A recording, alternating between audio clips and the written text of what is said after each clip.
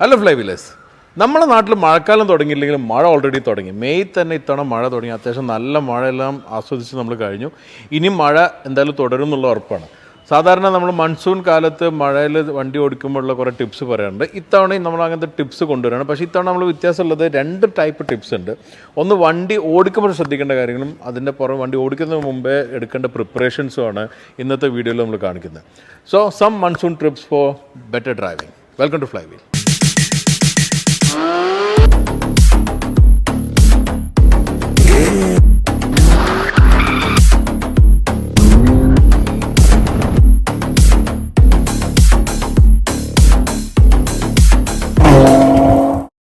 ഈ monsoon driving ടിപ്സിൽ ആദ്യം നമുക്ക് വണ്ടി പ്രിപ്പയർ ചെയ്യേണ്ട കുറച്ച് കാര്യങ്ങൾ നോക്കാം. അതിലേറ്റവും ഇമ്പോർട്ടൻ്റ് ആയി നിൽക്കുന്നത് ഒന്നാണ് വൈപ്പർ ബ്ലേഡ്. വൈപ്പർ ബ്ലേഡ് കാര്യമായിട്ട് നമ്മൾ ശ്രദ്ധിക്കേണ്ട ഒരു കാര്യം തന്നെയാണ്. ഇത് റബ്ബറാണ് വരുന്നത്. റബ്ബർ എന്ന് പറഞ്ഞാൽ പെട്ടെന്നും അതിൻ്റെ ഒരു ക്യാരക്ടർ മാറുന്നൊരു മെറ്റീരിയൽ. ഇപ്പം നമ്മുടെ നാട്ടിൽ മൺസൂൺ വരുന്നത് സമ്മർ കഴിഞ്ഞ ഉടനെ, വേനൽ കഴിഞ്ഞ ഉടനെ മൺസൂൺ വരുന്നത്. വേനൽ എന്ന് ഇപ്പോഴത്തെ ചൂടെന്ന് പറഞ്ഞാൽ അത്യാവശ്യം നല്ല ചൂടാണ്, 42 ഡിഗ്രി 43 ഡിഗ്രിയിൽ എത്തുന്നതാണ്. അപ്പോൾ ആ ഘട്ടത്തിൽ ഇത് ശരിക്കും ഹാർഡായി പോകും റബ്ബർ. പിന്നെ പെട്ടെന്ന് മഴ പെയ്ത് സോഫ്റ്റ് ആകുമ്പോൾ അത് പൊടിഞ്ഞു പോകാൻ ചാൻസ് ഉണ്ട്. അതുകൊണ്ട് കേരളത്തിൽ ഒരു സിറ്റുവേഷൻ വെച്ചിട്ട് എല്ലാ തവണയും വൈപ്പർ ബ്ലേഡ് മാറ്റുന്നതാണ് റെക്കമെൻഡബിൾ.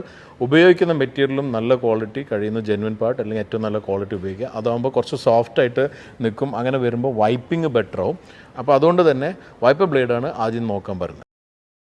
രണ്ടാമതൊരു കാര്യമുള്ള ലൈറ്റ്സ് ആണ്. അത് ഹെഡ്ലൈറ്റ്സ് മുതൽ ടെയിൽ ലൈറ്റ് വരെയുള്ള എല്ലാ ലൈറ്റുകളും നമ്മൾ ശ്രദ്ധിക്കണം. ഹെഡ്ലൈറ്റ് എല്ലാം കത്തുന്നുണ്ടോ എന്ന് നോക്കുക. അതുപോലെ തന്നെ അതിൻ്റെ ബ്രൈറ്റ്നസ് നോക്കുക. ബൾബെല്ലാം അപ്ഗ്രേഡ് ചെയ്യണമെന്നുണ്ടെങ്കിൽ ലീഗലി അലൗ ചെയ്തിട്ടുള്ള രീതിയിലുള്ള അപ്ഗ്രേഡേഷൻ ചെയ്യാം. അതുപോലെ തന്നെ ഡിമ്മും ബ്രൈറ്റ് എല്ലാം തന്നെ ചെക്ക് ചെയ്ത് നോക്കുക. ഗ്ലാസ് ക്ലിയർ ആണോ നോക്കുക, അല്ലെങ്കിൽ ക്ലിയർ ആക്കി വെക്കുക. ടെയിൽ ലൈറ്റ് ആണെങ്കിലും നമ്മൾ ബ്രേക്ക് ചവിട്ടിയിട്ട് തന്നെ നോക്കുക. പാർക്ക് ലൈറ്റ് ഇട്ടിട്ട് നോക്കുക, ചവിട്ടിയിട്ട് നോക്കുക. ബ്രേക്ക് ചവിട്ടി ഒരാളെ കൊണ്ട് ചവിട്ടിച്ച് നോക്കിക്കഴിഞ്ഞാൽ എല്ലാം കത്തുന്നുണ്ടോ നോക്കാം. ഇൻഡിക്കേറ്റേഴ്സ് ഹസാർഡ് മാത്രം ഇട്ട് നോക്കിയാൽ എല്ലാ ഇൻഡിക്കേറ്റേഴ്സും വർക്ക് ചെയ്യണമെന്ന് കറക്റ്റ് മനസ്സിലാവില്ല.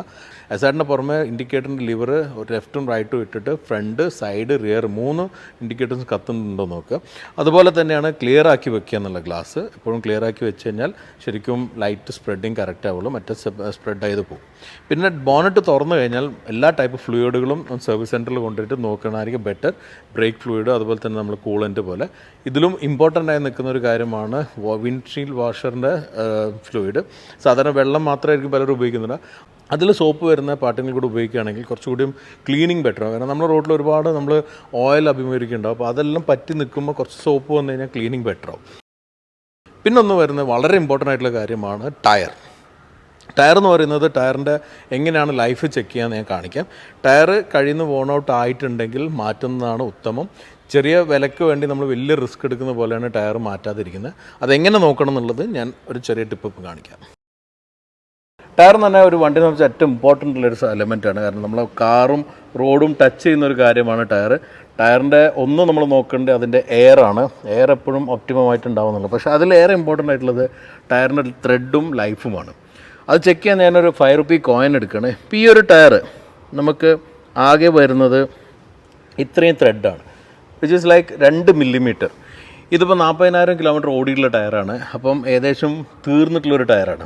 ഈ ഒരു ടയറിൽ ഉണ്ടാകുന്ന ഗ്രിപ്പ് ലെവൽ പറഞ്ഞാൽ വളരെ കുറവായിരിക്കും. അതിൻ്റെ പുറമെ ഇതിൽ സൈഡ് കുറങ്ങനെ ചെത്തിപ്പോയിട്ടുണ്ട്. അപ്പോൾ അതുകൊണ്ട് തന്നെ ഇവിടെയുള്ള ഗ്രിപ്പും വെള്ളം പുറത്തേക്ക് പോകുന്നതെല്ലാം തന്നെ അൺഈവണായിട്ട് പോകുമ്പോൾ ആ ഒരു എക്വപ്ലെയിനിങ് വരുന്ന സമയത്തും അതുപോലെ തന്നെ വെറ്റ് സർഫസിൽ ബ്രേക്ക് ചെയ്യുമ്പോഴെല്ലാം തന്നെ ടയർ എന്നുള്ള ബ്രേക്കിങ്ങിലുള്ള എഫിഷ്യൻസി കുറച്ച് കുറയും. ഇത് നമ്മുടെ ABS-നും മറ്റുള്ള കാര്യത്തിനെല്ലാം എഫക്റ്റ് ചെയ്യുകയും ചെയ്യും. ഇപ്പോൾ ഒരു ഫുൾ സൈസിൽ പുതിയൊരു ടയർ എടുക്കുകയാണെങ്കിൽ ഈ ഒരു 5 റുപ്പി കോയിൻ വെച്ച് കഴിഞ്ഞാൽ ഇത്രയും വരുന്നുണ്ട്, വിച്ച് ഇസ് അറൗണ്ട് ഒരു 5 മില്ലിമീറ്ററിന് 6 മില്ലിമീറ്റർ എന്തായാലും വരും. അല്ലെങ്കിൽ ഒരു സെൻറ്റിമീറ്ററോളം തന്നെ ചിലപ്പം ഏകദേശം ഉണ്ടാവും. ഇപ്പോൾ എടുത്ത് നോക്കിക്കഴിഞ്ഞാൽ ഇതാണ് എത്ര വരുന്നത്. എന്തായാലും ഒരു 6 മില്ലിമീറ്റർ 7 മില്ലിമീറ്റർ ഒരു ഡെപ്ത്തുള്ള ത്രെഡ് ഇതിന് വരുന്നത്. ഇതൊരു പുതിയ ടയറാണ്. അപ്പോൾ ഈ ഒരു ഗ്രിപ്പിൻ്റെ ലെവൽ ഭയങ്കര ഡിഫറൻസ് ആയിരിക്കും. അതുകൊണ്ട് തന്നെ ഞാൻ റെക്കമെൻഡ് ചെയ്യുന്ന ഇത്രയും ഒരു കണ്ടീഷനുള്ള ടയർ ആണെങ്കിൽ അത് ഫുള്ള് മൊട്ടാവാൻ നിൽക്കേണ്ട, അതിൻ്റെ മുന്നേ തന്നെ ടയർ മാറ്റി സേഫ് ആവുക. ഇന്നത്തെ ഈ മൺസൂൺ ടിപ്പ് എപ്പിസോഡ് സ്പോൺസർ ചെയ്തിരിക്കുന്നത് ടർട്ടിൽ വാക്സിൻ്റെ തന്നെ ക്ലിയർ വ്യൂ റെയിൻ ലിപ്പൽ എന്ന് പറഞ്ഞ ഈ ഒരു സൊല്യൂഷനാണ്. ഇത് സേഫ്റ്റിക്കും വ്യൂവിനും വളരെ ഉപകാരപ്പെടുന്നൊരു കാര്യമാണ്. ഇത് പറയാൻ കാരണം എന്ന് വെച്ചാൽ ഞാൻ നേരത്തെ വൈപ്പറിനെ കുറിച്ച് പറഞ്ഞു. വൈപ്പറിനെ പോലെ അല്ലെങ്കിൽ അത്ര തന്നെ ഇമ്പോർട്ടൻ്റ് ആയിട്ടുള്ള ഒരു കാര്യമാണ് വിൻഡ്ഷീൽഡും. നമ്മൾ പുറത്തേക്കുള്ളതെല്ലാം കാണുന്ന വിൻഡ്ഷീൽഡിലൂടെയാണ്.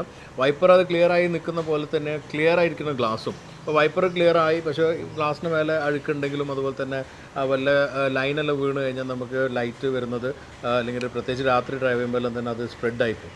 അപ്പോൾ അതെല്ലാം ഒഴിവാക്കാൻ പറ്റുന്നൊരു പ്രൊഡക്റ്റാണിത് ടർട്ടിൽ വാക്സിൻ്റെ. വളരെ ഉപകാരപ്പെടുന്നതാണ്. നമ്മളത് ഓൾറെഡി നമ്മൾ i20 യൂസ് ചെയ്തിട്ടുണ്ട്. അതിൻ്റെ വിഷ്വലുണ്ട്. അതുപോലെ തന്നെ നമ്മളിപ്പോൾ ഇത് ഇപ്പോൾ കാരൻസിന് വേണേൽ അപ്ലൈ ചെയ്തിട്ട് ഞാൻ കാണിക്കാം. ഇത് അപ്ലൈ ചെയ്യേണ്ട രീതിയുണ്ട്. ഫസ്റ്റ് നമ്മൾ ഗ്ലാസ് ക്ലീൻ ചെയ്യുക. അത് നല്ലൊരു സൊല്യൂഷൻ, സോപ്പ് സൊല്യൂഷൻ ഉണ്ടല്ലോ കാർ വാഷിൽ വരുന്നത്, അതെല്ലാം ഇട്ടിട്ട് ക്ലീൻ ചെയ്തിട്ട് അതിൻ്റെ ശേഷം ഈ സൊല്യൂഷൻ അപ്ലൈ ചെയ്യണം.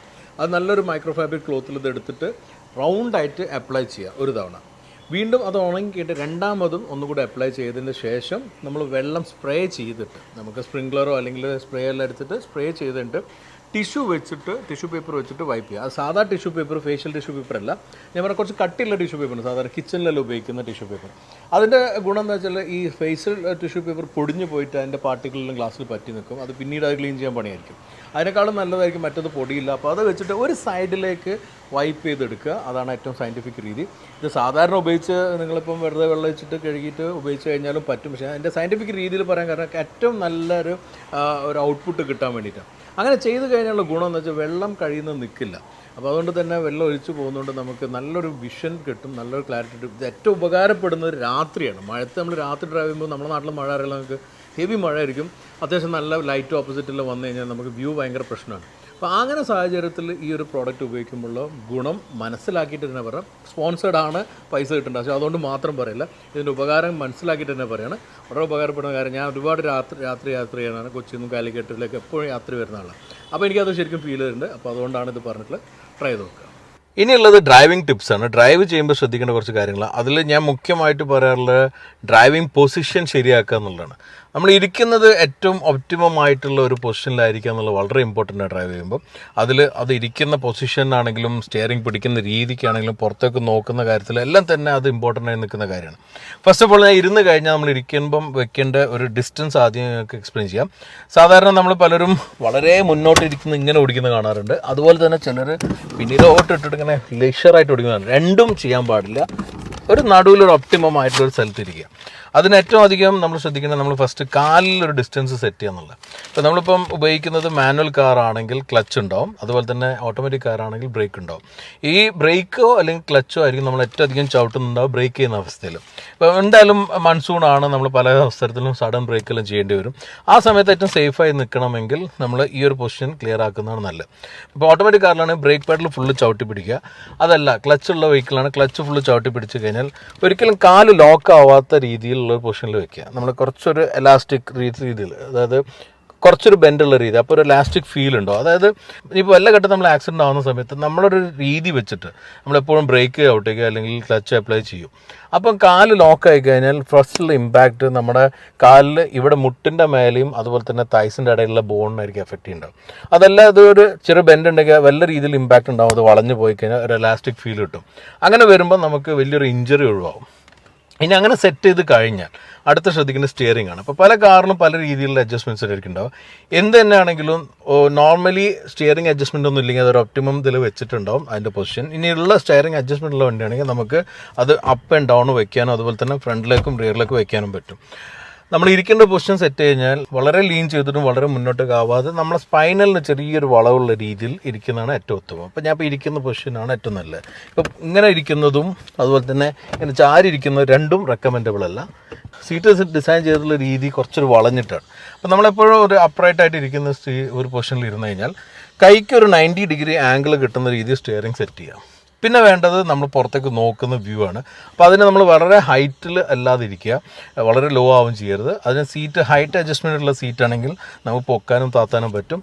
ഒരു 4 വിരലിൻ്റെ ഒരു ഹൈറ്റ് റൂഫായിട്ട് വെക്കുക.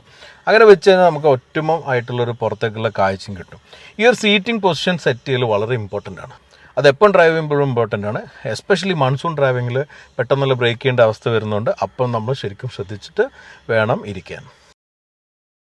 ഇനി ഡ്രൈവ് ചെയ്യുമ്പോൾ ശ്രദ്ധിക്കേണ്ട കാര്യങ്ങളാണ്. അപ്പോൾ ബേസിക്കലി നമ്മൾ ഡ്രൈവ് ചെയ്യുമ്പം പൊതുവേ നമ്മൾ ഉപയോഗിക്കുന്ന അല്ലെങ്കിൽ ഇപ്പോൾ ഡ്രൈവ് ചെയ്യുമ്പോൾ ഒരു സ്പീഡ് ഉണ്ടാവും. നമുക്കൊരു കംഫർട്ടബിൾ ആയിട്ടുള്ള സ്പീഡ് എന്തായാലും നമ്മൾ മെയിൻറ്റെയിൻ ചെയ്യുക. അത് 60 ആവാം, 70 ആവാം, 80 ആവാം, ചിലപ്പോൾ അതിൽ കുറഞ്ഞിട്ടാവും. എന്ത് തന്നെയാണോ നമ്മൾ ഓടിക്കുന്ന ഒരു സ്പീഡിനേക്കാളും എന്തായാലും നമ്മളൊന്ന് കുറച്ച് സ്പീഡിൽ ഓടിക്കുക. അത് 20 കിലോമീറ്ററെങ്കിലും സാധാരണ ഓടിക്കുന്നതിനാൽ കുറഞ്ഞ സ്പീഡിൽ ഓടിക്കുക. ഒപ്റ്റിമം നല്ല ഹെവി റെയിനിലുണ്ടെങ്കിൽ 40 സ്പീഡ് 50 സ്പീഡിനുള്ളിൽ ഉപയോഗിക്കുന്നതായിരിക്കും ഏറ്റവും നല്ലത്. അതെല്ലാം നമുക്ക് അത്രയും നമുക്ക് ലൈറ്റൊന്നും കാണുന്നില്ലാത്തൊരവസ്ഥ രാത്രിയിലാണെങ്കിൽ വീണ്ടും സ്പീഡ് കുറയ്ക്കുക. ഇനിയിപ്പം നമുക്ക് കാണാൻ പറ്റാത്ത അത്രയും മഴ പെയ്യുന്നുണ്ടെങ്കിൽ കഴിയുന്നതും നമ്മൾ വണ്ടി അപ്പോൾ എടുക്കാതിരിക്കുക. ഇനിയിപ്പോൾ റോഡിലാണ് അവസ്ഥ, പെട്ടെന്ന് മഴ വന്നെങ്കിൽ സേഫ് ആയിട്ടുള്ള സ്ഥലത്ത് നമ്മൾ സൈഡാക്കിയിട്ട് അസാഡോ മറ്റോ ഇട്ടിട്ട് സൈഡാക്കി വെക്കുക. അതും സേഫ് ആയിട്ടുള്ള സ്ഥലത്ത് വേണം. ടേണിംഗ് ഉള്ളിടത്തോ വീതി കുറഞ്ഞ സ്ഥലത്തോ ഒന്നും ചെയ്യരുത്. വല്ല പെട്രോൾ പമ്പോ അങ്ങനത്തെ സ്ഥലങ്ങളോ കണ്ട് ആരും പെട്ടെന്ന് റോഡൊന്നും കാണാത്ത രീതിയിൽ വന്ന് ഹിറ്റ് ചെയ്യാത്ത ഒരു അവസ്ഥയിൽ നമ്മൾ നിർത്തി ഒന്ന് മഴ തോർന്നിട്ട് വേണം ഡ്രൈവ് ചെയ്യാൻ. പ്രത്യേകിച്ച് രാത്രിയാണെങ്കിലാണ് ഞാൻ ഈ പറയുന്നത്. ഇനി പകൽ പോലും നമ്മൾ ഡ്രൈവ് ചെയ്യുന്ന അവസ്ഥ അങ്ങനെ വരുമ്പം കഴിയുന്നതും ഹെഡ്ലൈറ്റ് ഓൺ ആക്കുക. ഹെഡ്ലൈറ്റ് ഓൺ ആക്കിയിട്ട് ഉപയോഗിക്കുമ്പം പുറകിൽ വരുന്നവർക്കും കാണാൻ പറ്റും. ഇനി ഓപ്പോസിറ്റ് ട്രാഫിക്കുള്ള സ്ഥിതിയിലാണെങ്കിലും നമ്മൾ മഴയത്ത് ഈ ലൈറ്റ് വെഹിക്കിൾ ആണെങ്കിലും ചിലപ്പോൾ അത്രയും വ്യൂ ഉണ്ടായിക്കൊള്ളുന്നില്ല. അപ്പം ഈ ലൈറ്റ് കാണുമ്പം മറ്റുള്ള ഡ്രൈവേഴ്സും അലേർട്ടാവും നമ്മൾ വണ്ടി വരുന്നുണ്ടെന്നുള്ളത്. വൈപ്പർ ഉപയോഗിക്കുക. അത് ഒപ്റ്റിമം ആയിട്ടുള്ള സ്പീഡ് തന്നെ ഉപയോഗിക്കുക. ഒപ്റ്റിമം എന്ന് പറയുമ്പോൾ നല്ല മഴ ഉണ്ടെങ്കിൽ കൂടുതൽ സ്പീഡിൽ തന്നെ ഉപയോഗിക്കുക. ഒരിക്കലും നിങ്ങൾ കൂടുതൽ ഉപയോഗിച്ചെന്ന് വെച്ചാൽ വൈപ്പർ ബ്ലേഡോ വിൻസ്ക്രീനൊന്നും കേടാവുന്നില്ല. കേടാവും ഒരു ലോങ് റണ്ണിൽ. പക്ഷേ അതിനേക്കാളും സേഫ് നിങ്ങളെ സേഫായി നിൽക്കാനുള്ള വൈപ്പർ ബ്ലേഡ് മാറ്റാൻ നിങ്ങൾക്ക് കുറച്ച് പൈസ വരുള്ളൂ. പക്ഷേ നിങ്ങൾക്ക് എന്തെങ്കിലും പറ്റിക്കഴിഞ്ഞാൽ അത് വളരെ എക്സ്പെൻസീവ് ആയിരിക്കും. പിന്നെ നമ്മൾ എക്വാ പ്ലെയിനിങ് എന്ന് പറയും. സാധാരണ വെള്ളം കെട്ടി നിൽക്കുന്ന റോഡുകളിൽ നമ്മൾ ബ്രേക്ക് ചെയ്യുമ്പോഴും അതുപോലെ പോകുന്ന സ്പീഡിൽ പോകുന്ന സമയത്തും എക്വാ പ്ലെയിനിങ് ഉണ്ടാവും. വെള്ളത്തിലൂടെ വണ്ടി പാസ് ചെയ്യുമ്പം ഉള്ളൊരു എഫക്റ്റാണത്. അപ്പോൾ ആ സമയത്ത് ഉണ്ടാകുന്ന റിസ്ക്കുകൾ ഒഴിവാക്കാനുള്ള കാര്യങ്ങൾ ശ്രദ്ധിക്കുക. ഒന്ന്, വെള്ളം ക്രോസ് ആയിട്ട് പോകുന്ന സ്ഥലത്ത് നമ്മൾ സ്പെഷ്യലി സ്പീഡിൽ പോകുന്നത് ഒഴിവാക്കുക. ഇനി സ്പീഡിലല്ലാതെ പോകുമ്പം പോലും വണ്ടിയിൽ നിന്നും വെള്ളം സ്പ്ലാഷ് ചെയ്യുന്ന രീതിയിൽ ഓടിക്കാതിരിക്കുക. അത് കെട്ടി നിൽക്കുന്ന വെള്ളമാണെങ്കിൽ പ്രത്യേകിച്ച് നമ്മൾ അവിടെ എത്തുമ്പോൾ ഒന്ന് സ്ലോ ഡൗൺ ചെയ്ത് അപ്രോച്ച് ചെയ്യുക. നിർത്തി നോക്കാനും പറ്റിക്കോണമെന്നില്ല. പക്ഷേ വെള്ളത്തിൻ്റെ ഇടയ്ക്കുള്ള വല്ല വെട്ടോ കാര്യം ഉണ്ടെങ്കിൽ വണ്ടി ഇറങ്ങിപ്പോവുക ചാടിപ്പോവുക ചെയ്യുമ്പോൾ വെള്ളം എഞ്ചിൻ ബേയിലേക്ക് കയറാനുള്ള ചാൻസ് ഉണ്ട്. വെള്ളം കെട്ടി നിൽക്കുന്ന സ്ഥലങ്ങളുണ്ടാവും. ഇപ്പം നമ്മൾ സാധാരണ കോഴിക്കോട് മാവൂർ റോഡോ അല്ലെങ്കിൽ MG റോഡ് പോലുള്ള സ്ഥലത്തെല്ലാം തന്നെ ഷോപ്പുകളുടെ ഇടയിലെല്ലാവർക്കും വെള്ളം കെട്ടി നിൽക്കുക. അപ്പം അങ്ങനെ ഘട്ടങ്ങളിലെല്ലാം തന്നെ വെള്ളം സ്പ്ലാഷ് ചെയ്ത് ഓടിക്കാതിരിക്കുക. മാനുവൽ വണ്ടിയാണെങ്കിൽ ലോവർ ഗിയറിൽ നിങ്ങൾ പോവുക. എസ്പെഷ്യലി ഫസ്റ്റ്, അഡ്വൈസിബിളി സെക്കൻഡ് വരെ. അതിൻ്റെ അപ്പുറത്തേക്കുള്ള ഗിയറിൽ ഒരിക്കലും പോകാതിരിക്കുക. അങ്ങനെ പോകുമ്പോഴുള്ള ഗുണം എന്താണെന്ന് വെച്ച് കഴിഞ്ഞാൽ നമ്മൾ അധികം സ്പീഡിൽ പോകാതിരിക്കുമ്പോൾ നമ്മൾ എഞ്ചിൻ ഒരു തോട്ടിൽ മെയിൻറ്റെയിൻ ചെയ്ത് പോകും. അപ്പോൾ ഒരിക്കലും എക്സോസ്റ്റിലൂടെ വെള്ളം കയറുന്ന പ്രശ്നങ്ങളെല്ലാം ഒഴിവാക്കാം. എഞ്ചിനിൽ സ്പ്ലാഷ് ചെയ്തിട്ട് വെള്ളം കയറി ഉള്ളിലേക്ക് എത്തുന്ന അവസ്ഥയും ഒഴിവാക്കുക. എയർ ഫിൽറ്ററിലൂടെല്ലാം വെള്ളം ഉള്ളിലെത്താൻ ചാൻസ് ഉണ്ടാവും. അപ്പോൾ അത് ഒഴിവാക്കുക. അപ്പോൾ നിങ്ങൾ സ്പ്ലാഷ് ചെയ്ത് പോകാതിരിക്കുക. കഴിയുന്നതും ഒരു ഓളം ക്രിയേറ്റ് ചെയ്യാതെ വെള്ളത്തിലൂടെ പോവുക. ഇനിയിപ്പം നമ്മൾ അങ്ങനത്തെ ഒരു ഘട്ടം വരികയാണെങ്കിൽ, കഴിയുന്ന നിർത്തിയിട്ട് വെള്ളം താന്നിട്ട് പോകാൻ പറ്റുന്ന സിറ്റുവേഷൻ ആണെങ്കിൽ അങ്ങനെ ഒരു ഘട്ടത്തിൽ നമ്മൾ വെള്ളം താഴ്ന്നവരെ വെയിറ്റ് ചെയ്യാൻ പറ്റണം, വെയിറ്റ് ചെയ്യുക. പിന്നെ ബ്രേക്ക് ചെയ്യുമ്പോൾ നമ്മൾ സാധാരണ ഹാർഡ് ബ്രേക്കിംഗ് ചെയ്യാറുണ്ടാവും ഹൈവേയിലെല്ലാം. ഈ ഹാർഡ് ബ്രേക്കിംഗ് കഴിയുന്നതും ഒഴിവാക്കുക. നമ്മൾ പ്രത്യേകിച്ച് വെള്ളം കെട്ടി നിൽക്കുന്നിടത്തുള്ള ഹാർഡ് ബ്രേക്കിംഗ് പകരം സ്ലോ ഡൗൺ ചെയ്തിട്ട് ബ്രേക്ക് ചെയ്യുക. അതിപ്പം മാനുവൽ വെഹിക്കിളാണെങ്കിൽ ഡൗൺ ഷിഫ്റ്റ് ചെയ്യാം. പെഡൽസ് ഉള്ള വെഹിക്കിൾ പെഡലിലൂടെ ഒന്ന് ഡൗൺ ഷിഫ്റ്റ് ചെയ്തിട്ട്, ഓട്ടോമാറ്റിക് വെഹിക്കിളാണെങ്കിലും ഡൗൺ ഷിഫ്റ്റ് ചെയ്തിട്ട് നമ്മൾ ബ്രേക്ക് ചെയ്യുക. ഹാർഡ് ബ്രേക്കിംഗ് ചെയ്യുമ്പോൾ ചിലപ്പം വിചാരിച്ച രീതിയിൽ ഗ്രിപ്പ് കിട്ടിക്കോളുന്നില്ല. മറ്റൊരു കാര്യമുള്ള ക്രൂസ് കൺട്രോൾ നമ്മൾ ഉപയോഗിക്കാതിരിക്കുക. എന്താണെങ്കിലും എത്ര ഹൈവേയിൽ പോകുകയാണെങ്കിൽ ക്രൂസ് കൺട്രോൾ മഴത്ത് ഉപയോഗിക്കുന്നത് റെക്കമെൻഡബിൾ അല്ല. നിങ്ങൾ സ്വന്തം കൺട്രോളിൽ വണ്ടി ഓടിക്കുക. അതുപോലെ തന്നെ മറ്റൊരു ഇമ്പോർട്ടൻ്റ് ആയിട്ടുള്ള ഒരു കാര്യമാണ് വണ്ടികൾ തമ്മിലുള്ള ഡിസ്റ്റൻസ് കൂട്ടുക എന്നുള്ളത്. സാധാരണ നമ്മൾ മറ്റുള്ള വണ്ടിയായിട്ട് 1.5 വണ്ടിയുടെ ഡിസ്റ്റൻസ് എല്ലാം കീപ്പ് ചെയ്യുന്നത് പറയാറില്ല. അത് മഴയുടെ തോത് അനുസരിച്ചിട്ട് നിങ്ങളത് കൂട്ടുക. കൂടുതൽ മഴ ഉണ്ടെങ്കിൽ നമുക്ക് കാണുന്ന വിസിബിലിറ്റിയെല്ലാം കുറവാണെങ്കിൽ 2-3 വണ്ടി ലെങ്ത്തിൽ ഗ്യാപ്പ് വയ്ക്കുക. അതെപ്പോഴും പെട്ടെന്ന് സഡൻ ബ്രേക്ക് ചെയ്യുമ്പോഴെല്ലാം തന്നെ നമുക്ക് ഗുണം ചെയ്യും. നമ്മൾ സാധാരണ ബ്രേക്കിംഗ് എഫിഷ്യൻസിനേക്കാളും മഴ ഉണ്ടാകുമ്പം ബ്രേക്കിംഗ് എഫിഷ്യൻസി കുറയും. സാധാരണ നമ്മൾ പറയേണ്ട ഐസിൻ്റെ സർഫസിൽ ബ്രേക്ക് ചെയ്യുമ്പോഴാണ് സാധാരണ ഏറ്റവും കുറഞ്ഞ ബ്രേക്കിംഗ് എഫിഷ്യൻസി കിട്ടുക.